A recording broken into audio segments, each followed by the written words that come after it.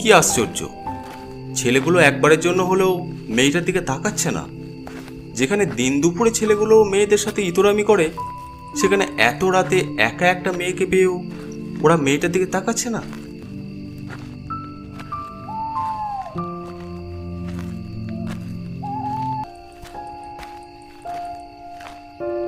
এই যে শুনুন।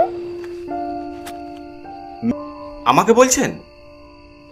জি, একটু এদিকে আসুন। এই যে মিস্টার, এভাবে তাকিয়ে কি দেখছেন? না মানে কিছু না, কিছু বলবেন? আমাকে ওই দোকান থেকে এক প্যাকেট বিস্কিট আর একটা পানির বোতল এনে দিতে পারবেন? হ্যাঁ পারবো, দাঁড়ান আমি এনে দিচ্ছি। দাদা, এক প্যাকেট বিস্কিট আর এক বোতল পানি দেবেন তো। এই দিন বাবু। আমি কি ওর প্রেমে পড়ে গেছি? আচ্ছা, আগামীকাল কি মেয়েটা আসবে? মেয়েটাকে আর দেখতে পাবো? যদি আর না আসে, যদি আর কখনো মেয়েটাকে দেখতে না পাই? এই যে শুনুন। বিস্কিট লাগবে? পানি এনে দিতে হবে? না না, আজকে পানি বিস্কিট কিছুই লাগবে না। আমার নাম মিহি, আপনি? আমি মেহরাব। আচ্ছা মিহি, প্রতিদিন রাতে ব্রিজের উপর কেন দাঁড়িয়ে থাকো? ভালো লাগে তাই। সেদিন মিহিকে জিজ্ঞেস করলাম। আচ্ছা মিহি, তুমি আমাকে তোমার সম্পর্কে কিছু বলতে চাও না কেন? তুমি বড্ড তাড়াহুড়ো করো মেহরাব, আস্তে আস্তে সব জানতে পারবে, অপেক্ষা করো। আচ্ছা, আর কিছু জানতে চাইবো না, শুধু এইটুকু বলো তোমার বাসা কোথায়? ওই সামনে একটা চায়ের দোকান আছে, দোকানের ডান দিকের রাস্তায় গিয়ে যে গলিটা আছে, সেই গলির একদম লাস্টে আমার বাসা। আর কিছু জিজ্ঞেস করো না মেহরাব, সময় হলে সব বলবো আমি। ঠিক আছে মিহি, আমি আর কিছু জিজ্ঞেস করব না। মেহরাব, মনে হচ্ছে বৃষ্টি আসবে। আমার কাছে ছাতা আছে, তুমি ছাতাটা নিয়ে তাড়াতাড়ি বাসায় চলে যাও। আর তুমি তুমি বাসায় যাবে কি করে? আরে বোকা, আমার বাসা তো কাছেই, তাই না? আমি বৃষ্টি আসার আগেই চলে যেতে পারবো। তুমি ছাতাটা নিয়ে তাড়াতাড়ি চলে যাও। মিহি বাড়ি পৌঁছালো নাকি কি জানি। বৃষ্টিতে কি ভিজে গেল মেয়েটা, নাকি বৃষ্টি আসার আগেই বাসায় পৌঁছে গেছে? কি জানি, বৃষ্টিতে ভিজে আবার মেয়েটার জ্বর হলো কিনা কে জানে। যাই, মিহির বাড়িতে ছাতাটা দিয়ে আসি, আর খোঁজটাও নিয়ে আসি একবার।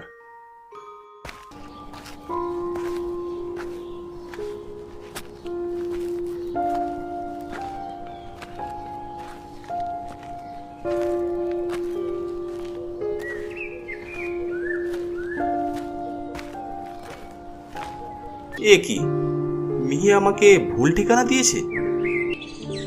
আচ্ছা চাচা, এখানে কোনো গলি নেই? না বাবা, এখানে তো কোনো গলি নেই। অনেক প্রশ্ন তোমার মনে, তাই না? কে তুমি? মেহরাব, আমি বলেছিলাম সময় হলে সব বলবো তোমাকে। আজকে সেই সময়টা এসে গেছে।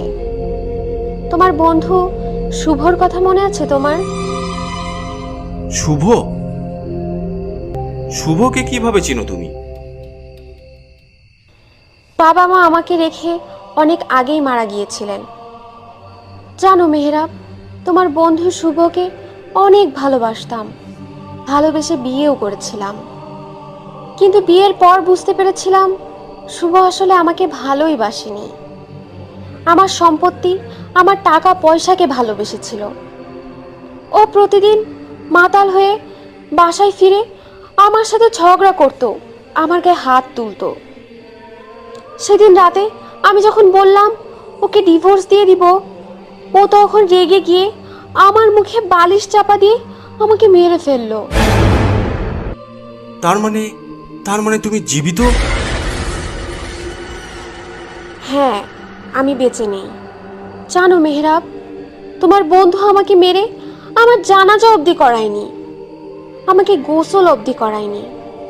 ওই চায়ের দোকানের ডান দিকে রাস্তা ঢুকে যে গাছটা দেখেছিলে, সেদিন রাতে ওটার নিচেই আমাকে মাটি চাপা দিয়ে গেছে। তোমার বন্ধুকে বলো না প্লিজ, আমার লাশটা আবার তুলে আমাকে গোসল করিয়ে আমার জানাজা পড়িয়ে আবার কবর দিয়ে দিতে বলো না প্লিজ।